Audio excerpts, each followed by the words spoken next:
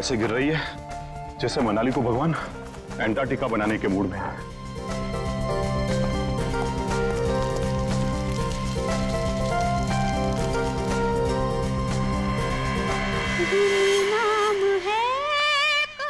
घर में तो कोई नहीं है, फिर ये म्यूजिक किसने चलाया?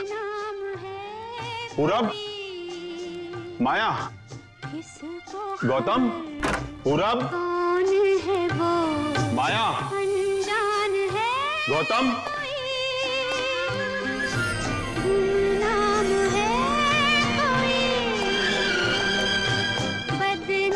अगर बच्चे नहीं है तो फिर कौन है? कौन है यहां? कौन है?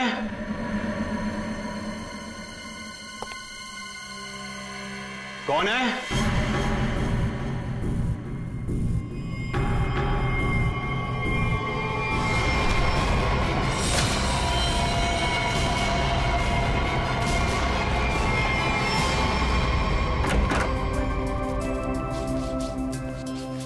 गौतम, इधर मत कर।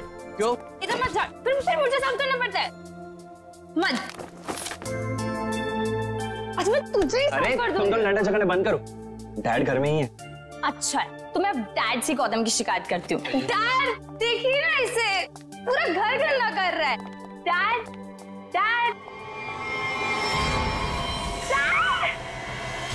Dad, dad, dad, dad.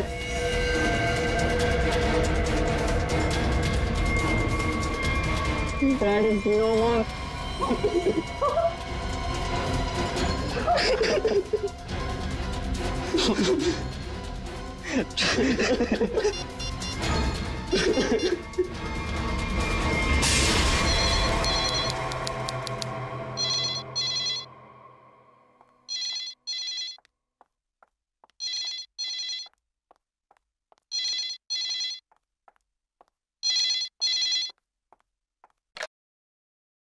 Hello, हाँ वो लोग आ गए हैं और किसी भी वक्त घर पर पहुंचने वाले हैं। ठीक है।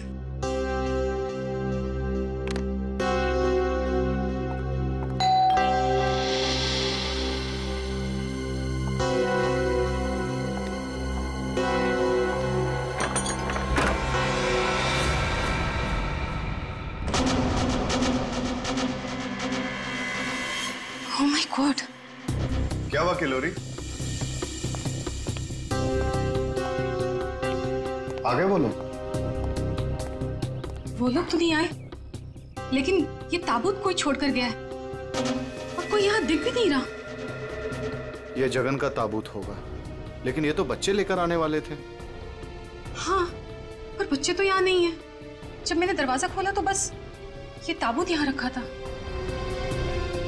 तुम एक काम करो, पूरब को फोन करो, पूछो कहाँ है वो लोग। हाँ।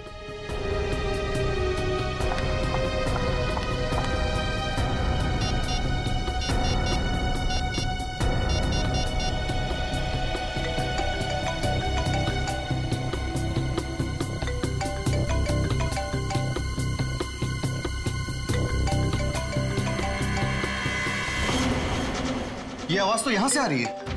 कॉफिन के अंदर से आवाज आ रही है।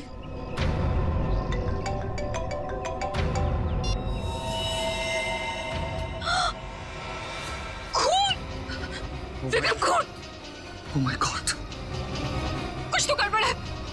पुलिस को फोन करो जल्दी। एक मिनट, तुम पैनिक मत हो, खोलकर देखते हैं ना।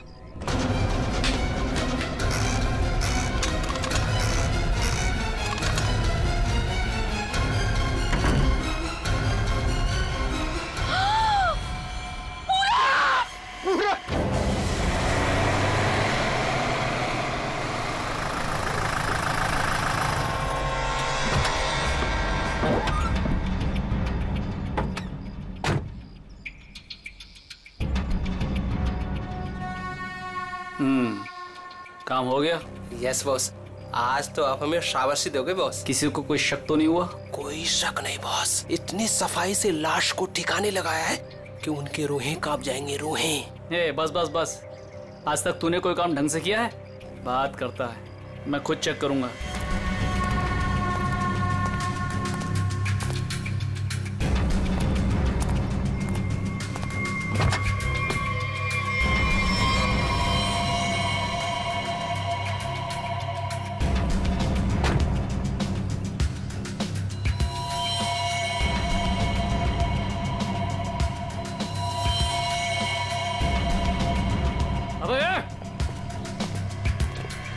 क्या हुआ बॉस? मेरी किस्मत खराब थी जो मैंने तुझ जैसे निकम्मे को काम पे रखा। ऐसा क्या हो गया बॉस? ये देख, ये है तेरा सफाई वाला काम। हाँ, तू लाश ठिकाने लगाने गया था या अपनी पूंछ लगाने गया था? तू पूंछ? अबे पूरे रास्ते पर तू खून के निशान लगा कर आया। सीआईडी वाले इसी पूंछ को पकड़कर हमारी गर्दन तक पहुंच जाएंगे। अरे तुझे कितनी बार बोला कि लाश ठिकाने लगाने के बाद सफाई पर सही से ध्यान दिया करो। बोला था ना, एक बार बात तेरे भेजे में नहीं घुसती क्या? बात करता है। अब क्या करे बॉस? क्या करे? मैं बताता हूँ तुझे, रुक। मन तो करता है ना तेरा खून भी इसी रास्ते पर बहा दूं। अरे शक्ल क्या देख रहा मेरी? ये मुसीबत को ठिकाने लगा और सफाई वही कर। जी बॉस। चल बॉस चल, खुद भी मरोगे और मुझे भी मरवाओगे। चल।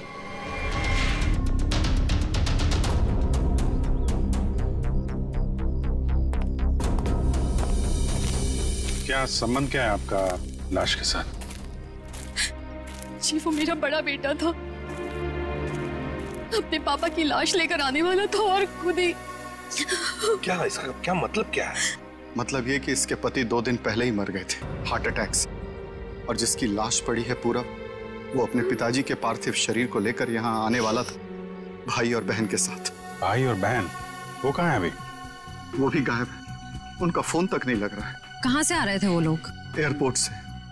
थोड़ी देर पहले ही उनकी फ्लाइट लैंड हुई थी, लेकिन वो लोग तो यहाँ नहीं पहुंचे, सिर्फ कॉफिन पहुंचा, वो भी पूरब के लाश के साथ। ये लो, मतलब बीच रास्ते में किसी ने कांड कर दिया। वैसे आपका क्या संबंध है जगन के साथ? कोई रिश्ता नहीं। मतलब? ये मेरे पति है। अच्छा अच्छा, मतलब दूसरी शादी है ये? एक बात बताइए, ये पूरब इनकी एक्स हस्बैंड की लाश को लेकर इनके करंट हस्बैंड के घर क्यों आ रहा था? है? ये मेरा घर नहीं है, ये किलोरी का घर है। मतलब आप घर जमाई हैं? जी। खैर, ये तो आपका निजी मामला है। आप ये बताइए कि ये लोग कहाँ से आ रहे थे और एयरपोर्ट पे इन्हें कौन रिसीव करने वाला था? जगन हमारे 3 बच्चों के साथ मनाली में रहते थे। 2 दिन पहले पूरब का फोन आया कि हार्ट अटैक से उनकी मृत्यु हो गई है। मैंने पूरब को बोला कि उनके अंतिम संस्कार के लिए वो उन्हें यहाँ ले आए। एयरपोर्ट पे वो जैसे ही उतरे, वहां से उन्होंने एक प्राइवेट टैक्सी ली यहाँ आने के लिए, और उसके बाद। प्लीज आप मेरे दोनों बच्चों को ढूंढ निकालिए। माया और गौतम कहाँ है, कुछ पता नहीं चल रहा। ठीक है, आप चिंता मत करिए, हम उन्हें जल्दी ढूंढ निकालेंगे।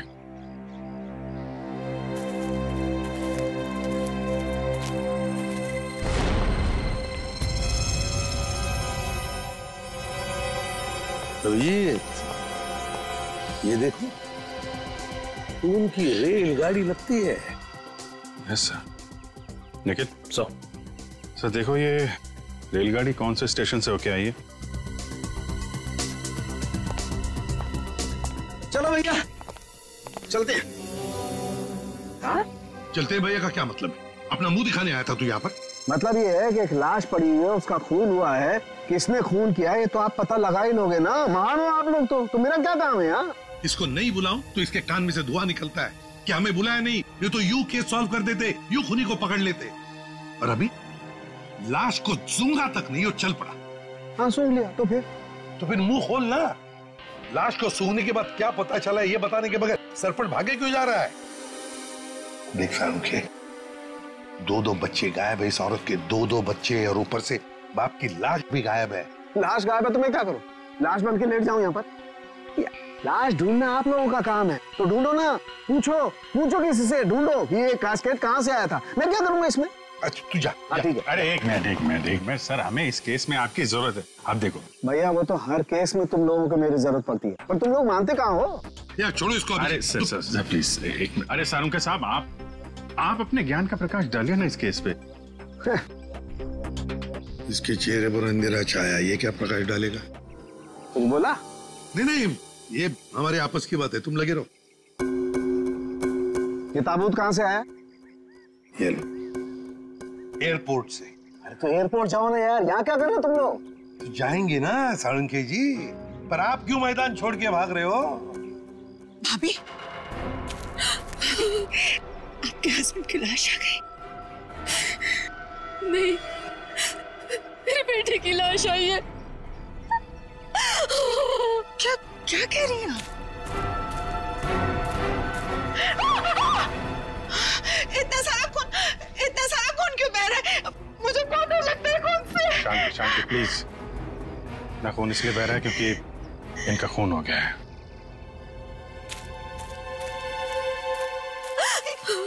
क्या कह रहे? पूरब का खून हो गया भाभी। वैसे आप, ये मेरी बहन है और किलोरी की ननद। लेकिन भाभी, इसमें पूरब की लाश है तो आपके हस्बैंड की लाश कहाँ है? साळुंखे, अगर 5 साल के बच्चे की तरह मुंह बना के नखरे नहीं करता ना, तो अब तो कोई सुराग मिल जाता तुझे। भैया, ये नाक के अंदर छोटे छोटे दाने दिखाई दे रहे हैं ना, शायद यही एड्रेस। किसका? उनके हस्बैंड की लाश का। अरे तुम लोग कर क्या रहे हो? आज फिर किसी पैसेंजर का लगेज मिसिंग हो गया। तुम लोगों की वजह से किसी दिन गवर्नमेंट मुझे इस ऑफिस से मिसिंग कर देगी। ठीक से काम करो। Yes sir.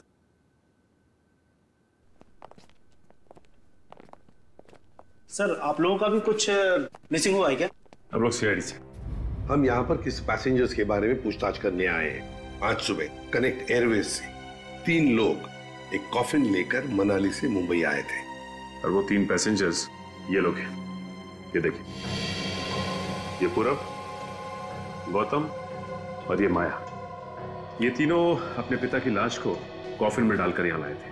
जी हाँ सर, लाए तो थे। उस कॉफिन में इनके पिताजी की लाश थी, जो इनके घर तक कभी पहुंची ही नहीं, बल्कि उस कॉफिन में पूरब कुमार की लाश पाई गई थी। ये कैसे हो गई? वही पता लगाना है। उसके साथ साथ गौतम और माया, ये 2 बच्चे भी गायब हैं। सर, मुझे तो लगता है वो लाश कहीं। एक बात बताइए, क्या इन तीनों को कॉफिन के साथ कोई रिसीव करने के लिए आया था? नहीं सर। अच्छा, एक काम कीजिए, आपके स्टाफ ने तो मदद की होगी ना कॉफिन को उनके गाड़ी तक पहुंचाने के लिए। जी सर। जरा उनको बुलाइए। जी सर, मैं बुलाता हूँ। हाँ। चंदन और बिहान को जल्दी अंदर भेजो।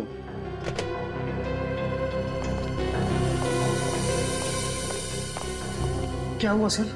आज सुबह कनेक्ट एयरवेज से कॉफिन आया था। हाँ साहब। उसके बारे में सीआईडी वाले आपसे कुछ पूछना चाहते हैं। सीआईडी साहब, हमने कोई गड़बड़ नहीं किया साहब। हम तो बस काम कर रहे थे साहब। हमने तो बस उस कॉफिन को उस गाड़ी में चढ़ाया था साहब। एक मिनट, तुमने कोई गड़बड़ नहीं की है। सिर्फ इतना बताओ कि जब तुम ये कॉफिन यहाँ से उनके गाड़ी तक ले जा रहे थे, तो उस दौरान उसके बीच में कभी कोई मिलने आया था या कोई ऐसे कुछ भी हुआ था क्या?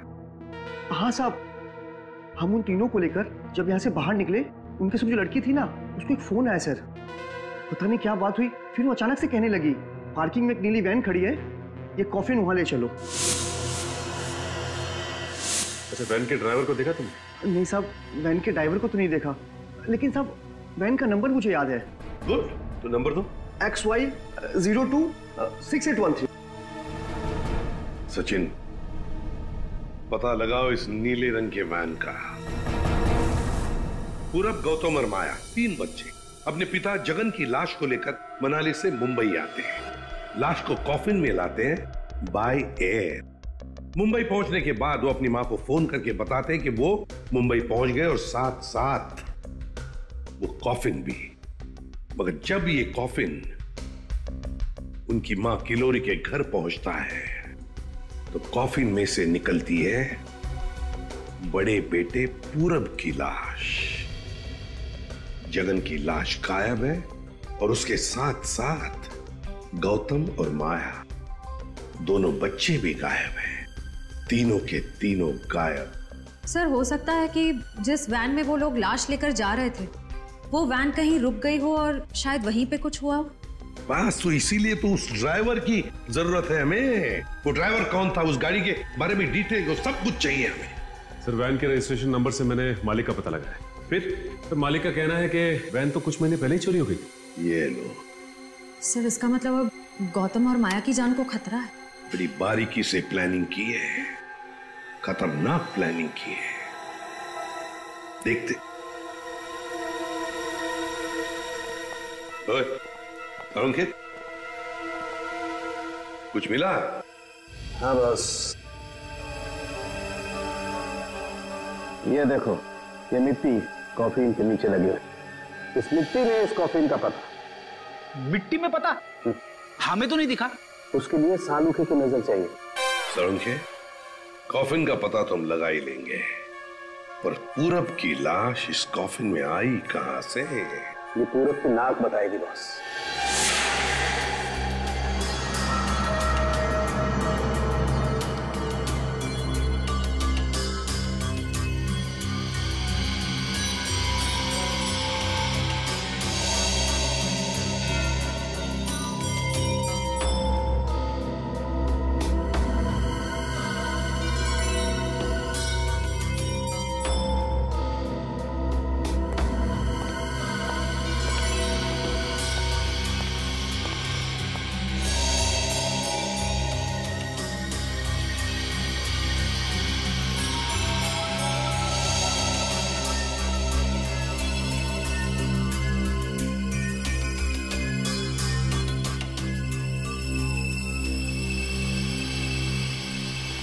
हाँ सर, कुछ पता चला? भाई अभी तक तो शक पर ही काम कर रहा है। शक दूर नहीं हुआ? हो गया, शक दूर हो गया। मुझे इसकी नाक में से पोलन्स मिले, पराग कण। सालूखे साहब, वो कैसे पता चला? फॉरेंसिक पोलिनोलॉजी से। सालूखे साहब, ये क्या है? रेडी, ये फॉरेंसिक साइंस की एक अलग टेक्निक है। सर, इसमें क्या होता है? निखिल, इस टेक्नोलॉजी से हम बहुत छोटे पार्टिकल्स लाइक माइक्रो पार्टिकल्स को स्टडी करते हैं, जो कि फूल, पौधे, कपड़े, मिट्टी, ऐसे कई सारी चीजों में पाए जाते हैं। वाह, क्या बात है तारिका जी, क्या नाम? लेकिन इसे बड़े ध्यान से देखना पड़ता है, क्योंकि कई बार क्या होता है कि आवारा भंवरे एक फूल पर बैठ करके उसके सारे पोलन्स, उसके सारे पराग कण चुरा करके भाग जाता है और पूरे के पूरे माहौल को गंदा कर देता है। साहब, पॉलिन जो है हवा और पानी से भी फैलते हैं। इसमें बेचारे खाली भंवरे को ही क्यों दोष दे रहे हैं आप? सही करो, बेकार में खाली भंवरे को दोष क्यों दें? तो होता यह है कि जब हम बाहर से आते हैं तो हमारे पूरे शरीर पर, आंख, नाक, कान, गले, सब पर पोलन्स लगे होते हैं, और इन पोलन्स की जांच करके हम ये पता लगा सकते हैं कि ये खास व्यक्ति किस जगह से आया है। ये तो है। मैं बताता हूं, ये देखो, यहां पर मैंने इससे पोलन्स ले लिए जो उसकी नाक में थे, और इन पोलन्स पे 2 ड्रॉप मिथाइलमाइन की डालते हैं और इसे हम कर देते हैं सिक्योर। अब इसे चेक करके हमें पता लगा सकते हैं कि ये पोलन्स कैसे हैं, कहां से आए। ये देखो सर, ये तो नारंगी कलर में उभर के आ रहा है। और अब इस आकार को हम हमारे डाटा के सैंपल से मैच करके देखेंगे, ताकि पता लग सके कि ये पोलन किस टाइप का है। करके जरा मैच। हाँ।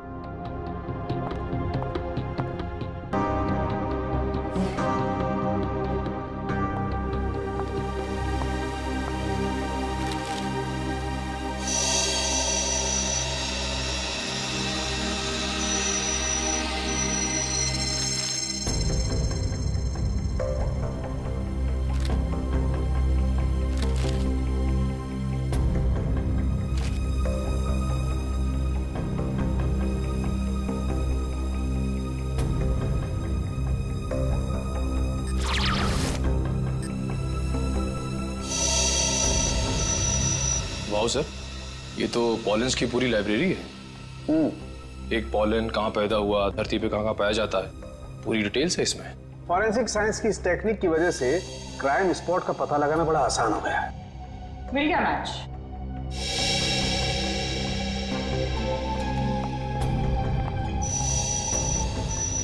ये मैरीगोल्ड है जिसका हाइब्रिड नाम मरियासा गोल्ड 63 है।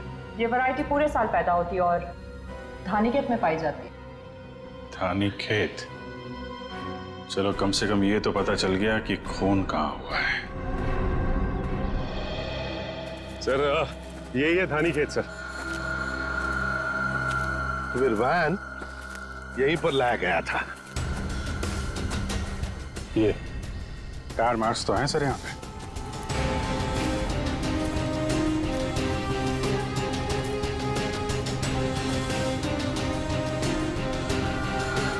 बस ये उसी वैन के टायरों के निशान। ये तो जगन की लाश खूनी ने यहीं कहीं फेंकी होगी। पर सर इतने बड़े खेत में हम उसकी लाश ढूंढेंगे कैसे? मैं बताता हूँ बस। तो कब बताएगा? क्या मुहूर्त निकलवाना पड़ेगा? मैं बता रहा हूँ ना यार, उखड़ते क्यों? 1 मिनट रुको।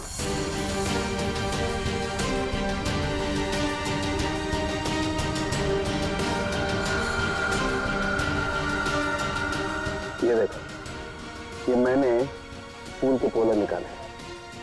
अभी मैं जिस दिशा में उड़ाऊंगा और ये उड़ करके जहां जाएंगे समझ लो फूल भी उसी दिशा में हुआ है। लेकिन सर यहाँ तो हवा ना के बराबर है, ये कैसे पता चलेगा कि हवा किस डायरेक्शन में है?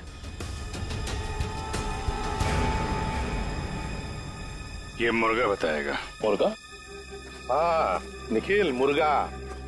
ये मुर्गा है ना, किसान लोग अपने खेत में अक्सर लगाते हैं। इस मुर्गे से पता चलता है हवा का रुख कहाँ पर है। जिस तरफ हवा चलती है ना उस तरफ ये मुर्गा मुड़ता है और इसका फायदा होता है पेस्टिसाइड डालने में, हवा के हिसाब से। सो उस तरफ देखते हैं सर। हाँ चलो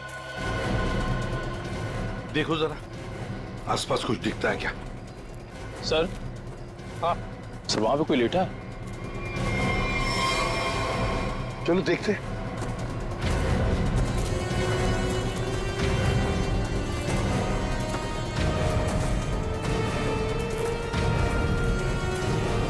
हेलो? ओ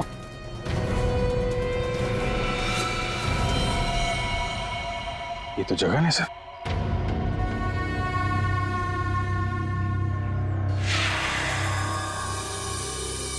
देखिए जगन की लाश हमें गेंदे के खेत में से मिली।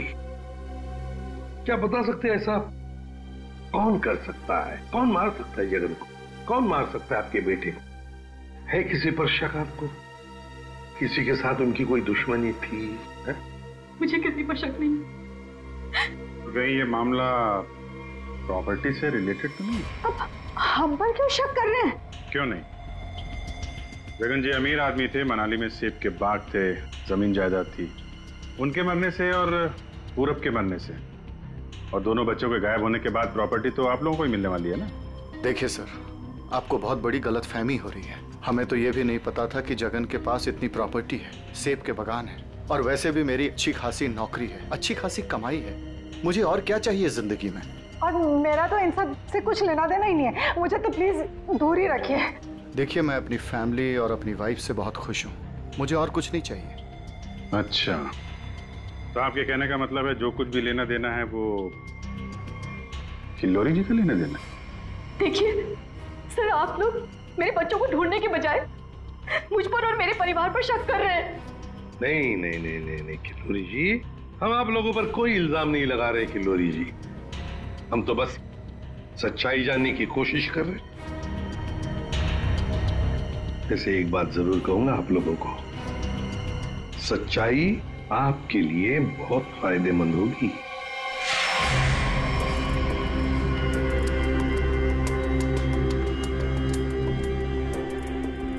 तारिका, इस ताबूत के ये निचले हिस्से में जिस तरीके के निशान लगे हुए हैं ना, उससे तो लगता है इस ताबूत को काफी दूर तक घसीटा गया है। तुम एक काम करो, ये जो ताबूत पर जगह जगह मिट्टी लगी हुई है, इस मिट्टी का सैंपल ले लो। ये मिट्टी बताएगी कि ताबूत कहाँ से आया है। मगर सर खून कहाँ हुआ है वो तो हमें पता चल गया है ना। हाँ तारिका, ये पता लग गया है, लेकिन वो वैन, उस वैन के बारे में कुछ पता नहीं लगा है। जिस वैन में ये खून हुआ है, जिस वैन में से एक लाश गायब हो गई है, उसके बारे में कुछ नहीं पता है। एक काम करो, इस मिट्टी का सैंपल ले लो, फिर इस मिट्टी को हम बॉम्बे के सॉइल मैप से मैच करके देखेंगे। लेकिन सर मुंबई के सॉइल मैप की कौन सी मिट्टी का फैलाव कहाँ तक है ये हमें कैसे पता चलेगा? यू ट्रस्ट मी ना? कॉज तो फिर सैंपल ले लो, पता लगेगा, बिलीव मी।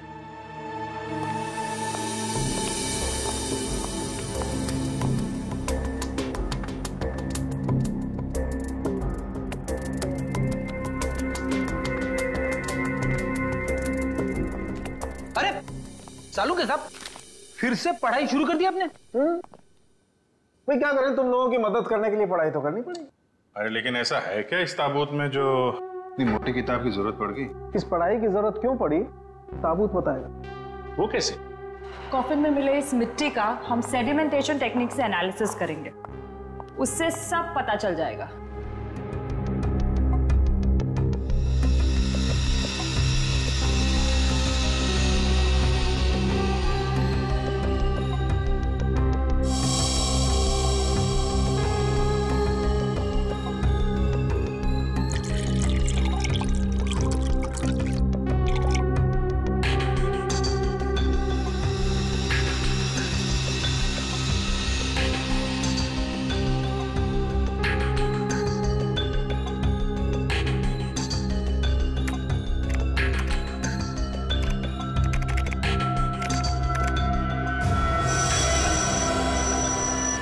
ये देखिए,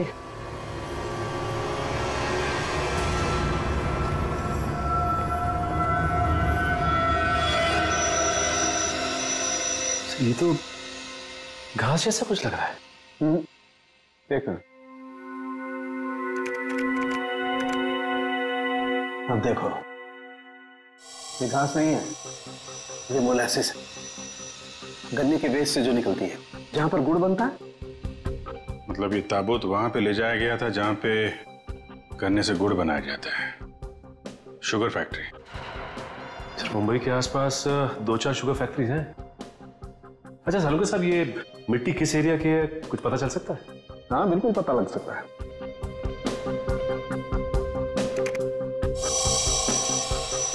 इस मिट्टी में 40% सैंड है। और इतनी सैंड परसेंटेज वाली मिट्टी मुंबई के बाहर कन्ना कावड़ी वाले इलाके में लगभग 30 किलोमीटर के एरिया में पाई जाती है। और हाँ, ये मिट्टी ज्यादा रेत और ज्यादा आयरन होने की वजह से काली दिखाई देती है। सचिन, पता करो उस एरिया में कोई शुगर मिल है क्या?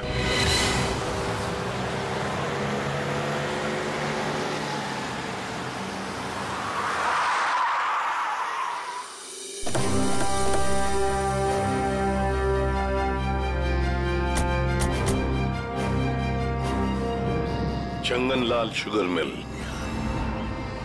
यहाँ तो लोग आ जा रहे हैं, चहल पहल है। यहाँ पे खून ही खून करके कैसे निकल गया? और तो लाशों की अदला बदली भी की है। डॉक्टर सालुंके ने शुगर मिल की बात की थी और यहाँ आसपास 30 किलोमीटर तक यही एक शुगर मिल है। हो ना हो, खून हुआ तो यही है। चलो इससे पूछते हैं। अरे सुनो जी, तुम यहाँ के सिक्योरिटी वाले हो? जी हाँ, हम लोग सीआईडी से तुमसे कुछ पूछना चाहते हैं। सीआईडी साहब, क्या बात है? हमको माफ कर दो, हमारी कोई गलती नहीं है। देखो घबराओ मत, हमारे कुछ सवालों का जवाब दो। हाँ हाँ। क्या तुम यहाँ पर अकेले ड्यूटी पर होते हो या और भी कोई है जो शिफ्ट में आते जाते हैं? हम पूरे टाइम अकेले काम करते हैं। तुम ये बताओ और अपने दिमाग पे जोर डाल के बताओ कि तुमने कोई ताबूत देखा है? काहे डरा रहे हैं? यहाँ ताबूत कैसे देखेंगे? ठीक है, ताबूत नहीं देखा, किसी नीली रंग के वैन को देखा जिसपे शक हुआ हो तुम्हें? साहब वैसे तो हम सब पे शक करते हैं, लेकिन नीले कलर की गाड़ी क्यों नहीं देखे हैं साहब? आप समझ रहे हैं ना?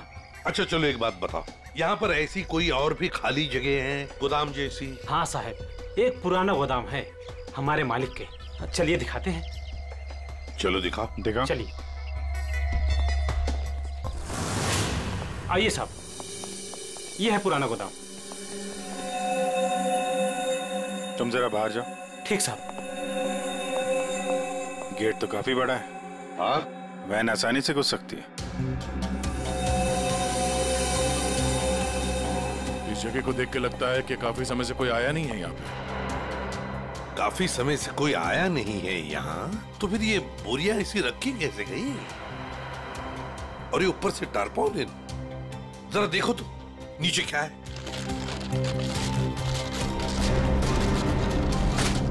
ये देखा?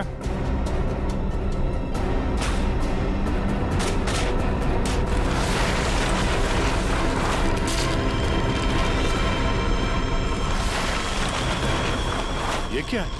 क्या बात है सर, यहाँ पे तो पूरे वैन को ही दफना दिया है। और ये देखिए वही नंबर है XY026813।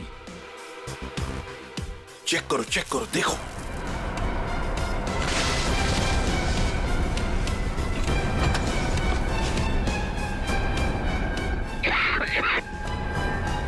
माय गॉड, इतना सारा खून। लगता है 24 घंटे से ज्यादा पुराना है। अभिजीत, लाश इसी वैन में से ले जाई गई है। काम करते हैं, पूरी की पूरी वैन को फॉरेंसिक लैब भेजते हैं।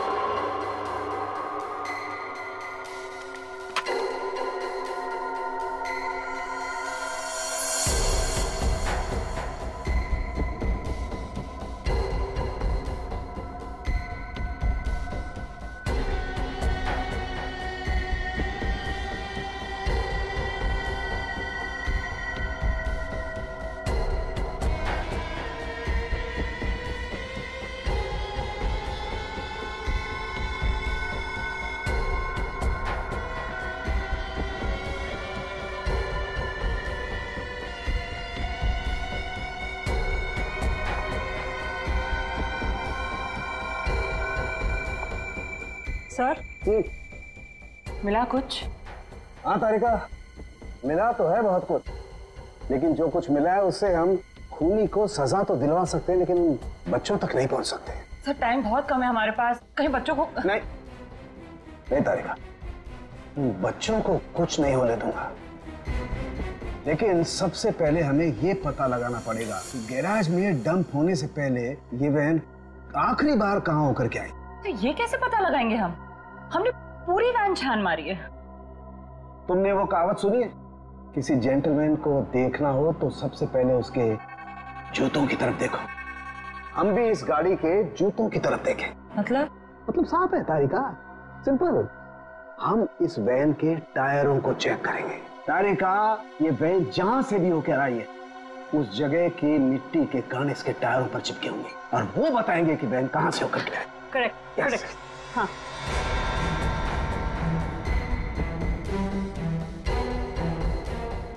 जरा एक कोर्सा पर पेट्रोल डिश लाओ। हाँ सर, अभी देती हूँ।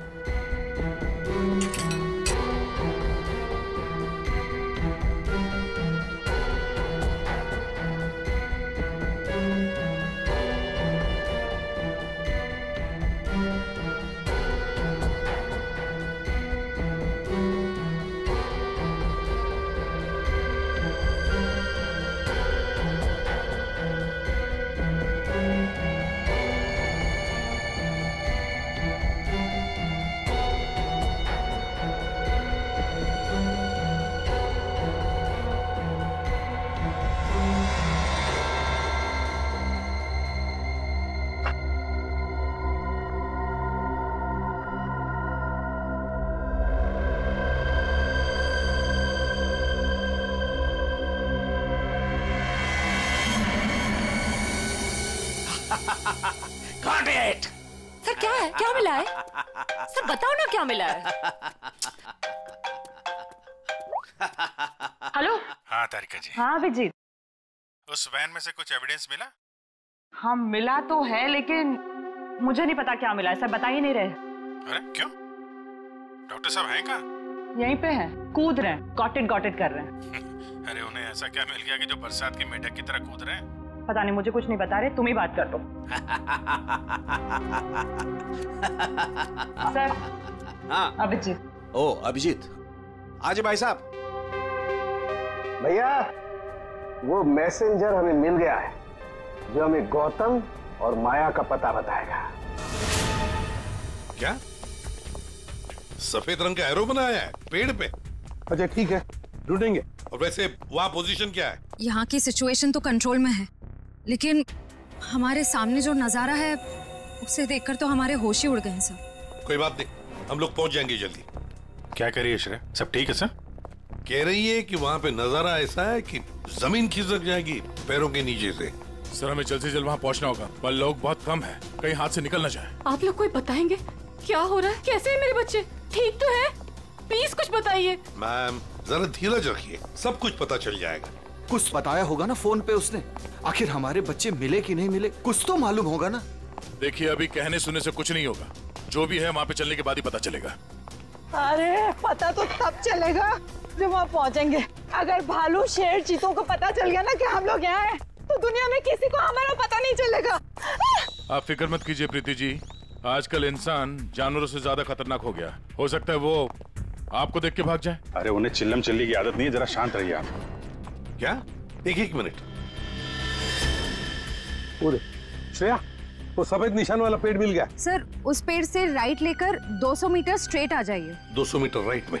चलिए जल्दी चलिए। कोई मुझे बताएगा हो क्या रहा है? मेरे दिल बैठा जा रहा है, कहीं मेरे गौतम और माया को कुछ हो तो नहीं गया? बस बस और नहीं चला जाता, अब नहीं चल पाऊंगी। देखिए पीछे छूटने वालों को जानवर छोड़ते नहीं है, लंच या डिनर में खा लेते हैं। नहीं, मैं आगे जाती हूँ ना, आप लोग मुझे फॉलो करिए।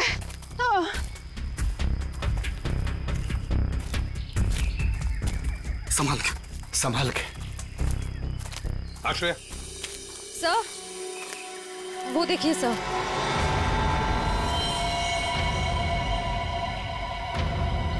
माय गॉड, जल्दी से बच्चों को नीचे उतारो। हे भगवान, क्या है? चल गए। ये क्या मजाक है सर? जब आप लोगों ने देखा कि ये लोग यहाँ आए थे, इन्हें छुड़वाया क्यों नहीं, नीचे क्यों नहीं उतारा सर? बचा लो मेरे बच्चों को। श्रेया संभाल। आया, घबराओ मत।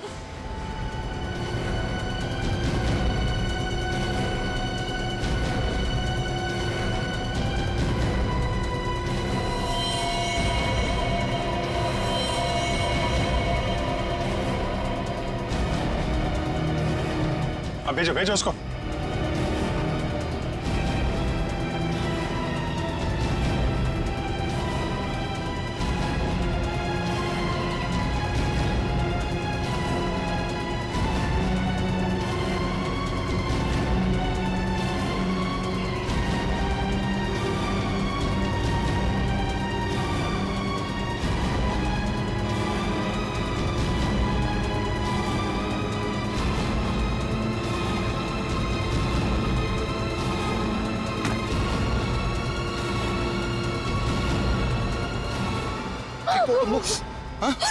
तुम लोग ठीक हो ना? बंद कीजिए अपना नाटक, हमारी इस हालत के जिम्मेदार आप ही हैं। बच्चे कहते हैं ना हमें, तो क्यों डाला अपने बच्चों को मौत के मुंह में? तो अच्छा हुआ सीआईडी टाइम पे आ गई, वरना आपने भैया की तरह हमें भी मार दिया होता। क्यों खिलोरी जी, ये बात क्या है? बच्चे आप ही पर इल्जाम लगा रहे? मुझे भी कुछ समझ में नहीं आ रहा है। मैं तो इन लोगों से इतना प्यार करती हूँ, मैं क्यों मारूंगी इन लोगों को? बात तो सही है, सवाल जायज है। एक माँ अपने ही बच्चों के साथ ऐसे कैसे कर सकती है? देखिए,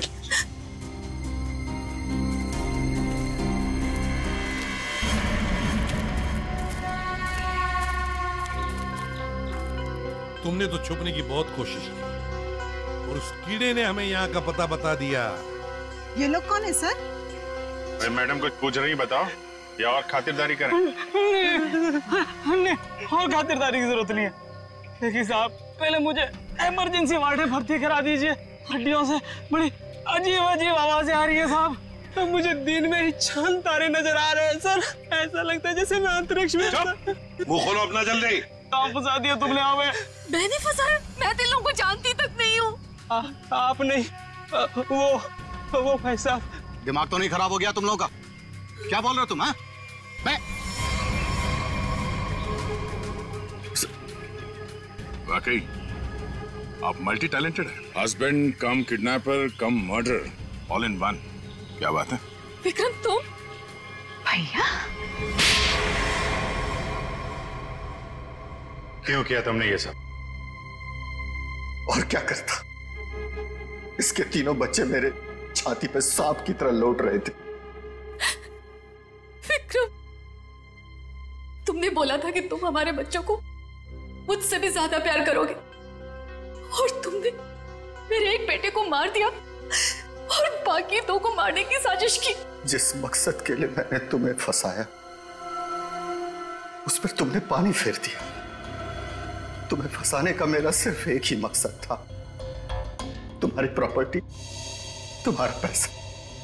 लेकिन तुमने अपनी सारी प्रॉपर्टी अपने बच्चों के नाम कर दी। क्या करता मैं? और तो और तुम अपने पुराने पति से भी मिलने जाती थी। तुमने कभी सोचा कि मेरे अंदर क्या होता था? मैंने एक दिन डिसाइड कर लिया, तुम्हारी पुरानी फैमिली को ही तुम्हारे रास्ते से हटा दूंगा। और इसीलिए सबसे पहले तुमने जगन को रास्ते से हटाया, क्यों? हाँ, इसलिए मैंने अपने रास्ते से सबसे पहले अपने पहले कांटे को हटाया, जगन को। अपनी पत्नी को झूठ बोला कि मैं बॉम्बे से बाहर जा रहा हूं, और एक दिन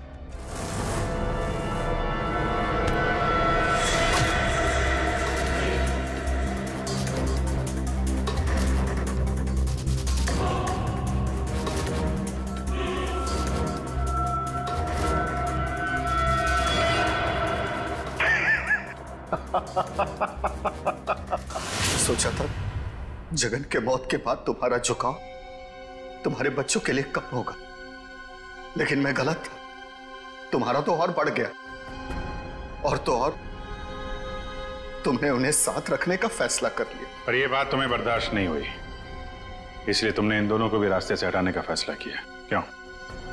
विक्रम, मैंने तुम पर इतना भरोसा किया, तुमने सब बर्बाद कर दिया। मैं तुमसे नफरत करती हूँ, नफरत।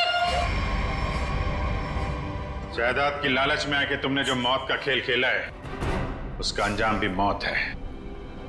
फांसी होगी तुम्हें, फांसी।